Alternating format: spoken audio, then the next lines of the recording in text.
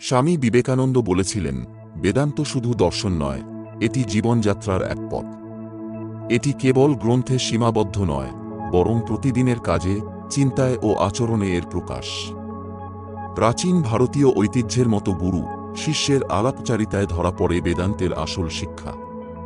গুরুদেব, আমি কিভাবে স্বামী বিবেকানন্দের বেদান্ত আদর্শকে আমার দৈনন্দিন জীবনে আনতে পারি? বেদান্তের মূল শিক্ষা হল প্রতিটি জীবের মধ্যে একই ঈশ্বর বিরাজ করেন। তাই অন্যের সেবা মানে ঈশ্বরের সেবা, শিব জ্ঞানে জীব সেবা।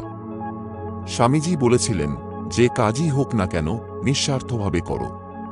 কাজকে পূজা মনে করলেই তা কর্মযোগে পরিণত হয়। বেদান্ত আমাদের শেখায়, আমরা দুর্বল দেহ নই, চঞ্চল মনও নই। আমরা চিরন্তন আত্মা। তাই জীবনে আসা ব্যর্থতায় ভেঙে পড়ো না, শক্তি ও নির্ভীকতায় এগিয়ে চলো। প্রতিদিন কিছু সময় ধ্যান করো।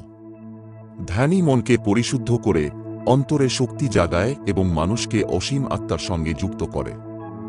বেদান্ত মানে সংসার থেকে পালানো নয়, সংসারের মাঝেই দৃঢ়ভাবে থাকা। ভালোবাসা, সত্যনিষ্ঠা, নিঃস্বার্থ কর্ম, এই তিনে ভরে উঠুক প্রতিদিনের জীবন। তাহলেই বিবেকানন্দের বেদান্ত আদর্শ আমাদের বাস্তব জীবনকে আলোকিত করবে। উঠো, জাগো আর লক্ষ্য না পাওয়া পর্যন্ত থেমো না।